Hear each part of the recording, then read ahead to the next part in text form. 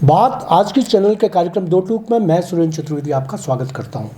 जैसा आपको मालूम है कि इस कार्यक्रम में हम कोई लाग लपेट वाली बात नहीं करते, सीधी सच्ची बात जो होती है बिना लाग लपेट के करते हैं। और दो टूक बात में आज का मुद्दा जो हम ले रहे हैं वो सिंधु दर्शन यात्रा से जुड़ा हुआ है, जो लेह लद्दाख में की जाती है और एक पवित्र स्थान वहाँ माना जाता है। और पिछले 27 साल से यह यात्रा बराबर की जा रही है और इसने नया स्वरूप ले लिया है। इन दिनों ये चर्चाओं में इसलिए भी है कि हमारे विधानसभा अध्यक्ष राजस्थान के वासुदेव देवनानी जी ने मुख्यमंत्री से कहकर इस यात्रा में हर यात्री को 18,000 रुपये आर्थिक सहायता देने की घोषणा की है। और इस घोषणा से सिंधी समाज में बहुत बड़ा उत्साह है। मैं इस कार्यक्रम में भाग लेने के लिए जो महेंद्र तीर्थानी जी हमारे यहाँ मौजूद हैं, आपको मैं बता दूं कि भारतीय सिंधु सभा के आप राष्ट्रीय उपाध्यक्ष हैं और राजस्थान तीर्थ यात्रा के प्रभारी हैं। यूँ सामाजिक कार्यक्रमों में महेंद्र तीर्थानी एक ऐसे समाज सेवी माने जाते हैं जिनका कहीं भी कभी भी सिंधी समाज से जुड़ा हुआ कोई कार्यक्रम होता है तो उसमें उनकी अगुवाई ही होती है। मैं आपका स्वागत करता हूँ, आप इस कार्यक्रम में आए। मेरे बाईं तरफ बैठे हुए हैं रमेश लालवानी जी, आप व्यापारिक संगठन महासंघ के संरक्षक हैं और आपने भी देखा होगा कि सिंधी समाज के जितने कार्यक्रम होते हैं उसमें रमेश लालवानी साहब का भी बहुत बड़ा हिस्सा होता है, सहभागिता होती है। और इस यात्रा से जुड़े हुए मुद्दों पर आज हम बात करेंगे। सबसे पहले मैं महेंद्र तीर्थानी जी से बात करूंगा और ये जानना चाहूँगा कि ये यात्रा कब शुरू हुई, क्योंकि आप तो शुरू से जुड़े रहे, और किस किस तरीके से करवट लेती हुई यात्रा आज इस मोड़ पर आ गई है। बहुत बहुत धन्यवाद आदरणीय चतुर्वेदी साहब। और आज आपके चैनल के माध्यम से यह जो जानकारी आम जन तक पहुंचने वाली है, इसके लिए मैं आप सबका व चैनल के समस्त स्टाफगण का हृदय से आभार प्रकट करना चाहूँगा। ये श्रेष्ठतम तीर्थ यात्रा श्रेष्ठ भारत एक भारत के विचार को लेकर के माननीय इंद्रेश जी भाई साहब जो इसके संरक्षक हैं, जिनके देखरेख में, जिनके मार्गदर्शन में यह सिंधु दर्शन तीर्थ यात्रा लेह लद्दाख में 1997 से प्रारंभ की गई। उस समय माननीय लाल कृष्ण आडवाणी साहब, तरुण जी विजय, देवीलाल जी लालवानी, लद्दाराम जी नागवानी और झमटमल जी वाधवानी जैसे वरिष्ठ कार्यकर्ताओं के सहयोग से भारतीय सिंधु सभा, हिमालय परिवार व अन्य सहयोगी संगठनों के सहयोग से ये एक 4 दिवसीय तीर्थ यात्रा लेह लद्दाख में शुभारंभ की गई। यह यात्रा 23 जून से 26 जून तक तीर्थ यात्रा का रूप लेने के लिए एक तिथि तय की गई, जिसमें यह हुआ कि मौसम के अनुकूल हम सब देश भर के तीर्थयात्री उसमें सम्मिलित हो सकें। सभी देशवासी, न सिर्फ देशवासी, अब तो ये कहना चाहिए कि अंतर्राष्ट्रीय स्तर से भी तीर्थयात्री इसमें सहभागी हो रहे हैं। यह सिंधु नदी के उद्गम स्थल लेह लद्दाख में प्रारंभ होकर के और उसी के नज़दीक के जितने भी तीर्थ स्थल है वहाँ पर दर्शन करने के बाद यह 27, 28, 29 जून तक निरंतर क्रम चलते हुए समापन की ओर बढ़ती है। इसका शुभारंभ जो किया गया वो सड़क मार्ग से व हवाई मार्ग से किया गया। हवाई मार्ग में एक ही मार्ग रहा, दिल्ली से लेह व लेह से दिल्ली। सड़क मार्ग में 2 मार्गों का चयन किया गया, जम्मू से प्रारंभ होकर के पत्नीटॉप, श्रीनगर, कारगिल और उसके बाद लेह में पहुंचकर सिंधु नदी के पवित्र स्थान पर धर्मध्वजा पूजन, बहराणा साहब व सनातन धर्म के कार्यक्रम और सांस्कृतिक कार्यक्रमों को भी मंच पे आमंत्रित करके सभी के सामने पूरे देश की श्रेष्ठतम जो है सांस्कृतिक कार्यक्रम की प्रस्तुतियां होती है। अपने शैदानी दरबार के स्वामी इसमें सम्मिलित होते हैं अपने मंडली के साथ। महामंडलेश्वर हंसराम जी भीलोड़ा वो सम्मिलित हुए और भी संत महात्मा महंत हनुमान राम जी, ऐसे बहुत सारे देश भर के संत महात्मा भी इसमें सम्मिलित हुए। तो अपने को ये कहना चाहिए, सिंधु नदी का नाम है, सिंधु नदी का उद्गम स्थल है, परंतु सभी देशवासी, सभी पंथ के महानुभाव, तीर्थयात्री, सब परिवार इसमें सम्मिलित होते हैं और अपनी सांस्कृतिक प्रस्तुति प्रदेशवार अलग अलग होती है। शहनाई वादन का भी आयोजन होता है और साथ ही उसके बाद लौटने का क्रम जो होता है वो वाया मनाली और चंडीगढ़ होकर के समापन होता है।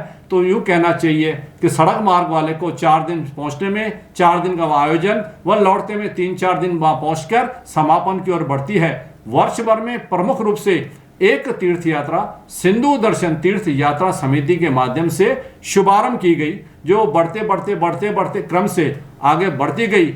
कोरोना काल में भी इस यात्रा का बिल्कुल आयोजन निरंतर होता रहा। संख्या उस समय थोड़ी कम जरूर रही, मगर फिर भी तीर्थयात्री बढ़ते गए और अब ये हालत है कि 23 और 26 जून के बीच में जो बड़ा कार्यक्रम होता है, उसके अलावा भी भारतीय सिंधु सभा की ओर से एक तीर्थ यात्रा का स्वरूप अलग भी बनाया गया है, जिसमें जून में 5 से 8 तारीख के बीच में 4 दिवसीय तीर्थ यात्रा का इसी समय एक और भी आयोजन प्रारंभ हुआ है, जो पिछले 4 वर्षों से निरंतर जारी है। और मैं ये कहना चाहूँगा आपके माध्यम से कि तीर्थ यात्री अब पूरी श्रद्धा भाव के साथ इतने ऊंचाई के स्थान पर बड़े मधुर व्यवहार के साथ, पारिवारिक माहौल के साथ इस भारत देवभूमि की श्रेष्ठतम अपनी पहचान लेकर के वहाँ पहुँच रहे हैं और यात्रा के मार्ग में गाते, मुस्कुराते, मिलते जुलते, बहुत ही हृदय से एक दूसरे को अच्छे अनुभव के साथ लेके चलते हैं। और ये निरंतर क्रम बढ़ा है कि देश भर में हमारा आपस में संपर्क भी बढ़ा है और राजस्थान उसमें अग्रणी रहा है। राजस्थान में भी तीर्थयात्री इसमें लगातार बढ़ते जा रहे हैं। इतनी मैं आप सबके समक्ष निवेदन करना चाहूँगा। लालवानी जी, मैं आपसे जानना चाहूँगा कि इस यात्रा को लेकर आप में कितना उत्साह है और आप इस यात्रा को किस रूप में देखते हैं? इसमें देखो, हमारे जो पहली बात तो आपका आभार व्यक्त करते हैं हम कि आपके सारे साथियों का और आप चतुर्वेदी साहब का, कि आपको देश और शहर की और इन जन समस्याओं की पीड़ा होती है और आप उसको बेधड़क और बेहिचक बहुत शौर्यता से और बहादुरी से इसको उजागर करते हैं।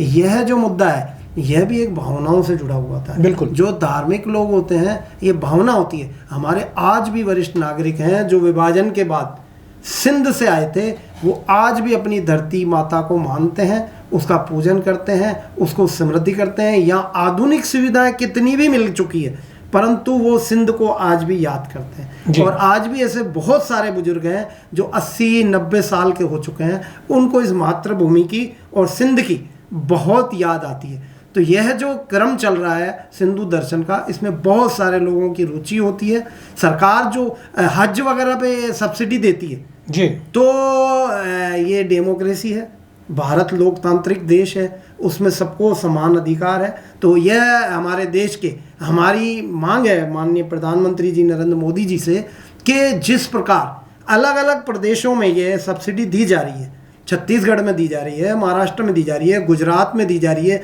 एमपी में भी गवर्नमेंट चेंज होते ही ये नीति बदल जाती है, जबकि ऐसा नहीं होना चाहिए। अभी वापस बीजेपी की गवर्नमेंट आई है तो उन्होंने अप्लाई किया हुआ है और सीएम साहब से ये अपील की है कि वापस करें।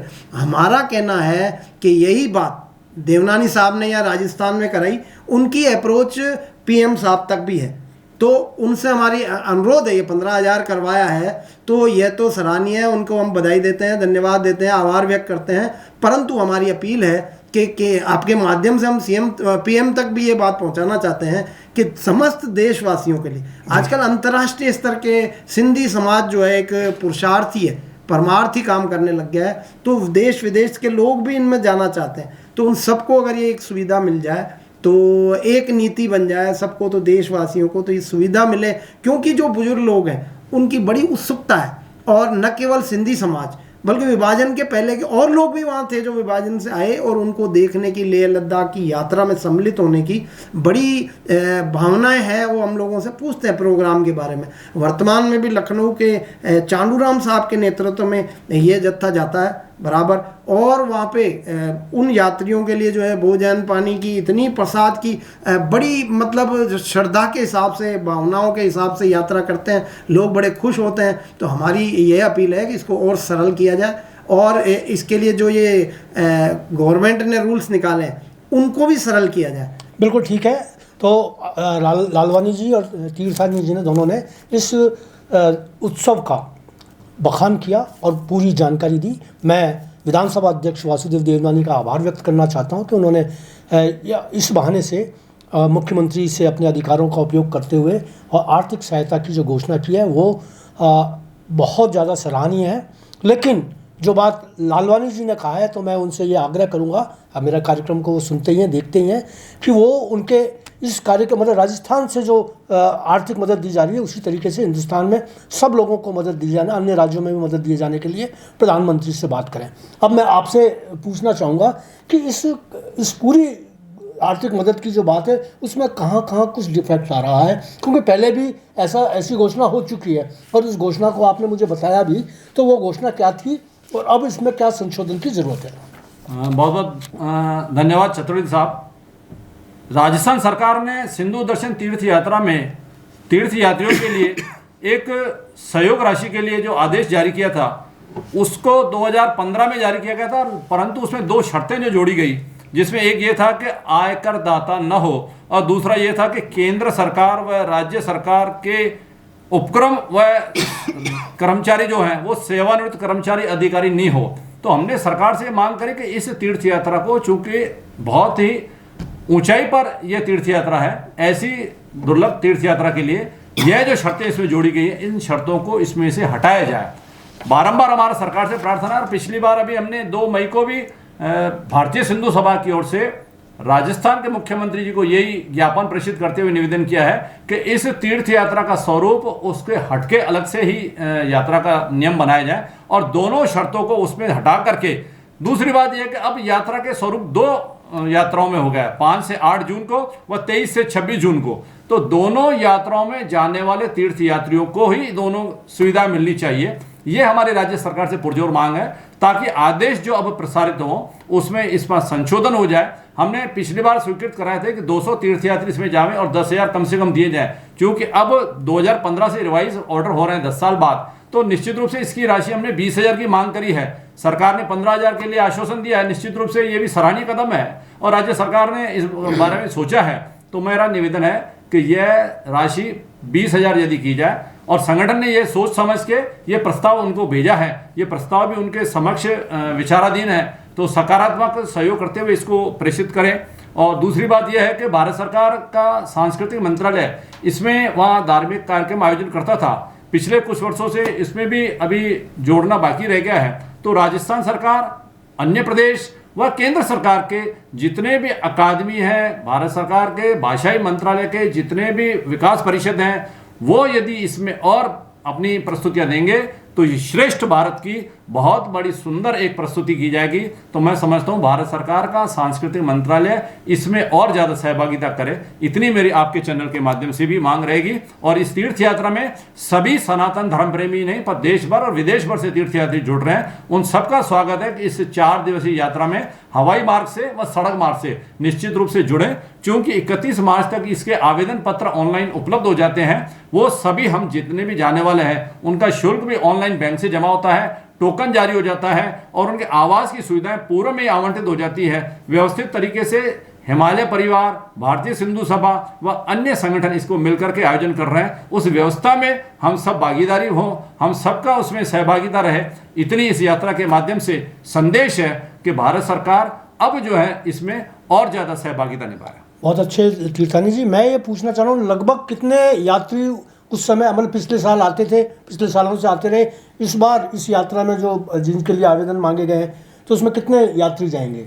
1500 यात्री एक यात्रा में कम से कम रहते हैं, क्योंकि वहाँ पर आवास की व्यवस्था और बाकी भी व्यवस्थाओं के लिए अपने कार्यकर्ताओं की जितनी उपलब्धता है उसके हिसाब से व्यवस्था की जाती है। और वहाँ के जम्मू कश्मीर की राज्य सरकार भी इसमें पूरी मदद करती है, प्रशासन भी सहभागी होता है। तो उनकी व्यवस्थाओं को भी हमने देखते हुए इस बार तीर्थ यात्रा को 2 भागों में इसलिए किया है कि पिछले 4 वर्ष से अब यात्रियों की संख्या बढ़ती जा रही है, तो 2 भागों में होने से मौसम की अनुकूलता को देखते हुए वहाँ का विहंगम दृश्य दिखाने के लिए और सिंधु माता का जल अपने घर पर लाने के लिए व्यवस्था की गई है। हर घर में सिंधु माता के जल की पूजा हो, हर धार्मिक स्थान पर सिंधु माता के जल की पूजा हो, ऐसी भी व्यवस्थाएं बारंबार इस यात्रा समिति की ओर से की जा रही है। रमेश जी, आप क्या कल्पना करते हैं कि आपको क्या क्या सुविधाएं होनी चाहिए, किस तरीके से यात्रियों को बेहतर सुविधाएं, साधन और सुख मिल सकता हो? मेरा पिछला अनुभव है, जैसा आपने बताया कि जो ये सर्कुलेट होता है ना नोटिस, उसमें पिछली बार ऐसे कोई लोग रह गए जिनको हमको बोलना पड़ा, मेरे को बोलना पड़ा कि भाई इसकी लास्ट डेट समाप्त हो चुकी है।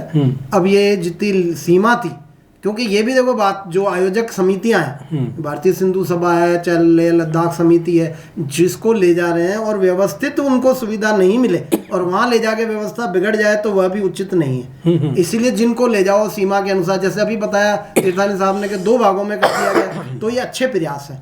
ये अच्छे प्रयास है। पर मेरी सरकार से जो ये राजस्थान सरकार की बात आई कि मैं आपको ये बात बताऊं, इन्होंने शर्तें रख दी है। मैंने ये पहले ही बोला कि सरल होने चाहिए नियम, इन्होंने रख दिए शर्तें, सरकारी कर्मचारी नहीं होना चाहिए, जो प्राइवेट उपक्रम है उनके नहीं होना चाहिए।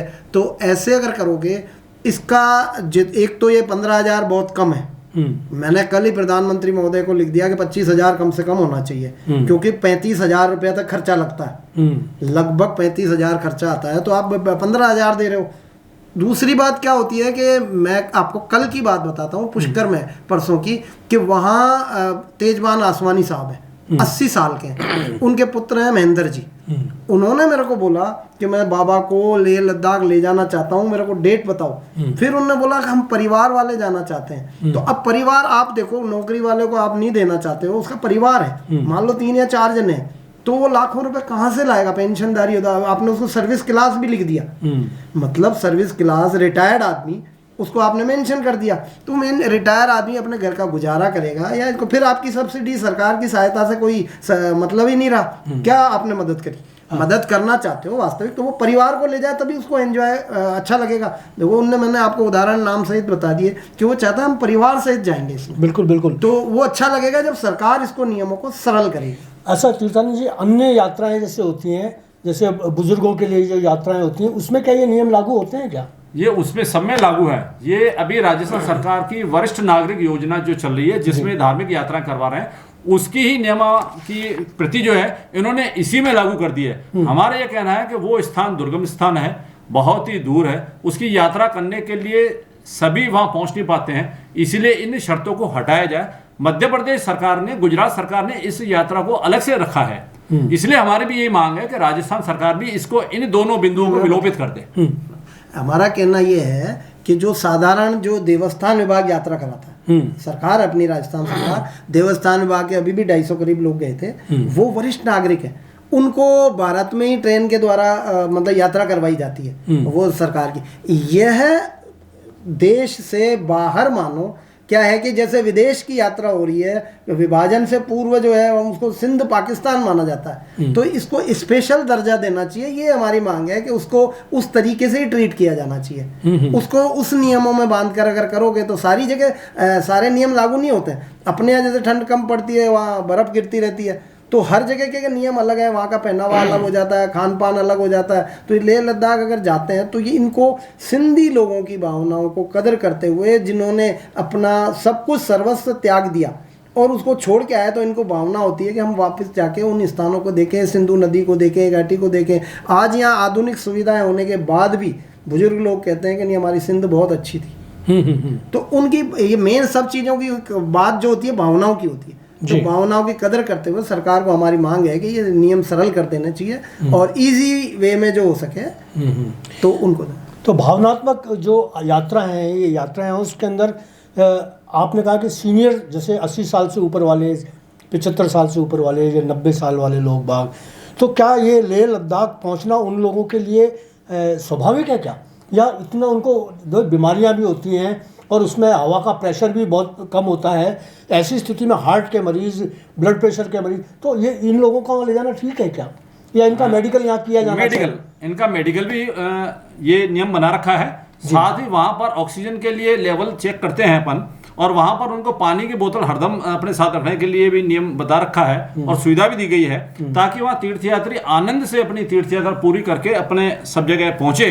और सड़क मार्ग से आने वाले को तो एकदम से सारे वातावरण से मिलते हुए चलते हैं, हवा पे ऊंचाई पे चलते रहते हैं, श्रीनगर चले, कारगिल चले, फिर उसके बाद लेह लद्दाख पहुंचे, तो उनकी वो ऊंचाई बढ़ती जाती है। लेकिन हवाई यात्रा से आने वाले को हम प्रार्थना करते हैं कि एक दिन वो अपने आवास में, वहीं होटल भी रुकें, ताकि वो उसमें नॉर्मल हो जाए और उसके बाद उस वातावरण में घूमने फिरने के लायक किसी को कोई तकलीफ नहीं होती है। अधिकतर को ये होता है कि अपनी जो नियमित दवाइयाँ हैं वो अपने साथ रखना आवश्यक है। चिकित्सीय व्यवस्था वहाँ होती है, वहाँ पर लेह लद्दाख में भी चिकित्सा सरकारी बहुत अच्छी सुविधाएं हैं। कभी भी कोई ऐसी परेशानी होती है तो वहाँ के सरकार, स्थानीय प्रशासन पूरी मदद करता है, चिकित्सक हमारे साथ रहते हैं, और उसकी यात्रा समिति के अलावा वहाँ के सरकारी चिकित्सक भी पूरी सेवा करते हैं। पूरी सेवा करते हैं, तो ये तो एक अच्छी बात है। लेकिन अब यह है कि कोई ऐसे मतलब लोगों को जाना चाहिए, आप क्या अपील करेंगे कि ऐसे लोगों को जाना चाहिए 80 से ऊपर वाले लोगों को, या स्वस्थ हैं और तकलीफ किसी बात की नहीं है वो तो निश्चित रूप से जावे। थोड़ी बहुत भी किसी को तकलीफ है तो अपने चिकित्सा परामर्श लेकर के, अपने दवाइयां साथ में लेकर के उस यात्रा को वहां कर सकते हैं। मैंने कई उदाहरण ऐसे देखे हैं कि जिनको अस्थमा की दिक्कत होती है जी हाँ, और खासतौर से उनको वो छोटे सिलेंडर अपने साथ लेते हैं सेफ्टी के हिसाब से, आवश्यकता भी नहीं पड़ती है, लेकिन ये सुरक्षित यात्रा हो, मन में आनंद बना रहे, इसलिए कई बार क्या है कि वो यात्री अपने साथ छोटे सिलेंडर लेके भी आते हैं ताकि ऑक्सीजन लेवल कम होने की वजह से कहीं हमें ऐसी बात नहीं हो। लेकिन बहुत पर्याप्त मात्रा में है और वहां के जो रहते हैं निवासी हैं वो भी इतने मददगार होते हैं कि आपको इतना प्रेम भाव से रखते हैं। उनको लगता है मेरे परिवार में, मेरे घर में किसी आयोजन में मेहमान आए हुए हैं, तो उनकी देखभाल करना, उनके साथ सहयोग करना, उनके आयोजनों में सहभागिता करना। अच्छा, अब एक व्यक्तिगत सवाल मैं पूछूंगा आपसे कि जैसे आप जाते हैं तो वहाँ के जो लोग बाग जो रहते हैं, जो ग्रामीण एरिया है वहाँ लेह लद्दाख में, तो वहाँ किस जाति के लोग होते हैं? वहाँ उन्हीं के वहाँ बहुत सारे परिवार हैं, एकदम से यू जाति का तो नहीं कह सकते। हमें तो ये पता है ये भारत माता के सपूत हैं और वहाँ के जो आर्मी के अधिकारी हैं, आर्मी का स्टाफ है और जितने अपने सैनिक हैं, उन सबको हम भारत माता की जय कहते हुए उनसे मिलते हैं। और बिल्कुल आप देखो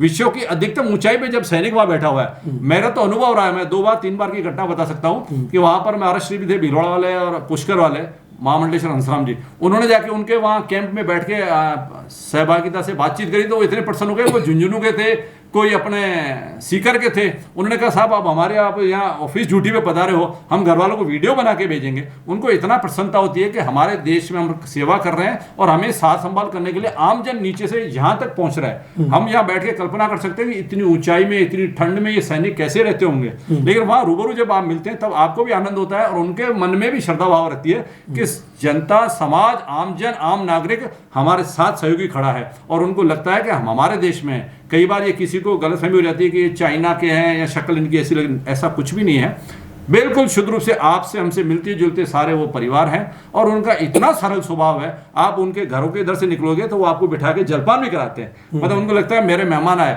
और माननीय इंद्रेश जी भाई साहब ने तो एक संकेत दिया हर बार यात्रा में कि आप कहीं भी बड़े बड़े शोरूम से खरीदारी करो पर छोटा रेडियो वाला बैठा हो उससे भी 150 रुपये खरीदारी करना, ताकि उसके मन में रहे कि ये भारत के हम सब अभिन्न अंग हैं और हमारे ये भाई जो आए हुए हैं हमसे भी खरीदारी करके हमारे भी व्यापार में बढ़ोतरी दे रहे हैं। अच्छा, इसमें जो हवाई यात्रा है तो हवाई यात्रा से कौन जाते हैं, सड़क मार्ग से कौन जाते हैं? ये जो आपने अभी सवाल किया कि जो बीमार लोग होते हैं, मैं आपको एक ऐसे लोगों को उदाहरण बताऊं कि वो प्राणों की तो परवाह करते ही नहीं है, बोलते ऐसी जगह अगर मेरे प्राण चले गए तो मैं इससे बड़ा सौभाग्य क्या होगा। पहली बात आपकी का ये बताऊं। दूसरी बात जो आपने बताई कि जो ये आयोजन समिति हमारी, इनके द्वारा ये इंस्ट्रक्शन दिए जाते हैं कि आप अगर बीमार हैं, ज़्यादा बीमार हैं, तो अपना मेडिकल चेकअप करा के और अपनी दवाएं साथ लेकर चलें, ये इंस्ट्रक्शन दिए जाते हैं। ऐसा नहीं है कि भाई ज़्यादा बीमार हो और आप चल नहीं पा रहे हो और फिर वहाँ जाके जो आयोजक मंडल है उसके लिए थोड़ी समस्या हो जाएगी, भाई इसको संभालो पहले,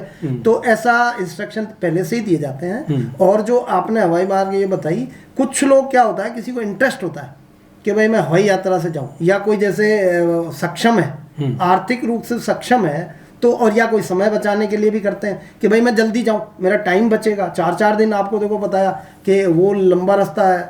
इसीलिए कुछ लोग क्या होते हैं कि समय बचाने के लिए, व्यापारी गण हैं या बुजुर्ग लोग हैं कि भाई इनको चलने में थोड़ी दिक्कत होती है, घुटनों में तकलीफ होती है, तो वो लोग, और जो कुछ लोग सक्षम है बोले खर्चा कर सकते हैं, तो इस तरह की कैटेगरी। हाँ, मतलब हवाई यात्रा से वही लोग जा रहे हैं जो सक्षम है और उनमें राजकीय सहायता नहीं ले रहे हैं वो लोग, सही बात है ना। हवाई यात्रा वाले थोड़ी लेते होंगे, उनको थोड़ी 15,000 18,000 देंगे, उनका आवश्यकता भी नहीं है। हाँ, उनको नहीं है ना, वहाँ तो बस तो ठीक है। वो तो क्या टिकट पहले से बुक कर लेते हैं अपनी, और उस कार्यक्रम में वहाँ सम्मिलित होते हैं, वहाँ की सहभागिता होती है, उनकी जितने भी शुल्क लगता है आवास का और रहने का और भोजन का।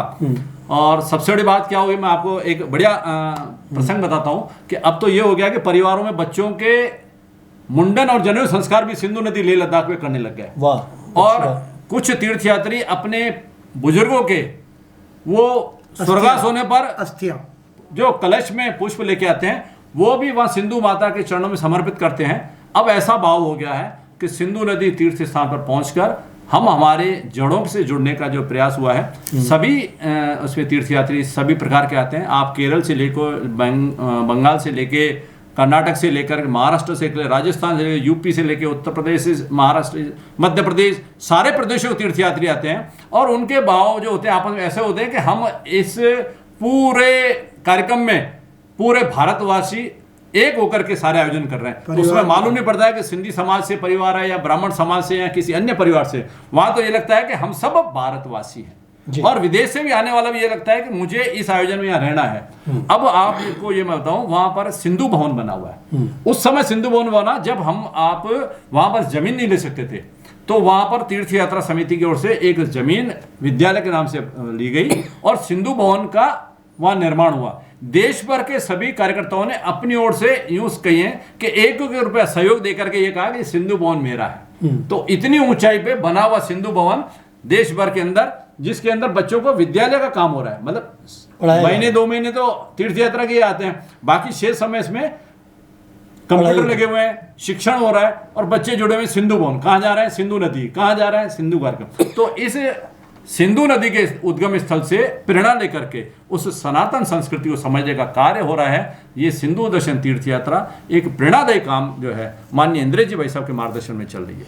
तो दोस्तों, आपने सुना कि सिंधु दर्शन यात्रा सिर्फ सिंधियों की यात्रा नहीं है, एक सिंधु माता की यात्रा है। सिंधु माता के दर्शन करने के लिए सनातन धर्म से जुड़े हुए हर व्यक्ति का एक सपना होना चाहिए कि वो कभी वहाँ जाएं और सिंधु माता के उद्गम का दर्शन करें। और प्रधानमंत्री और जो जैसी मांग आपने की है, आप भी कर रहे हैं कि इस यात्रा को जन यात्रा बनाई जाए और जन भावनाओं से जोड़कर किया जाए, और हर वो व्यक्ति जो सिंधु माता के दर्शन करना चाहता है उनको दर्शन की सुविधाएं हों, उनको आर्थिक मदद दी जाए, और कुछ नहीं तो उनकी टिकटों में 50% का वो हो, जिससे कि न केवल सिंधी बल्कि और दूसरे समाज के लोग भी जा सकें। क्योंकि जैसे महेंद्र तीर्थानी जी ने, रमेश लालवानी जी ने मुझे अभी ये इस यात्रा के बारे में जानकारी दी, मेरे मन में भी हो रहा है यार मैं सिंधी क्यों नहीं हुआ है। अगर मैं सिंधी होता तो मैं भी यात्रा मैं भी चला जाता, मुझे भी आर्थिक मदद मिल जाती, सारी मतलब वो बात आती है। ऐसी हर आदमी के दिमाग में आ रहा होगा। तो दोस्तों, सिंधु दर्शन यात्रा सिंधियों के लिए नहीं है, बल्कि सिंधु समाज से जो सिंधु नदी के इस पार रह रहे हैं, यानी हिंदुस्तान में रह रहे हैं, उन सब के लिए है। बहुत अच्छा आप आए, आपने बहुत यात्रा के लिए जानकारी दी। रमेश जी और महेंद्र जी, आपने बहुत धन्यवाद आपका। इसी तरह से कुछ मुद्दों पर हम आपको और बुलाएंगे, आप अपनी कृपाएं बनाए रखिएगा हमारे ऊपर। दोस्तों, ये कार्यक्रम आपको पसंद आया होगा। धन्यवाद। आज इतना ही।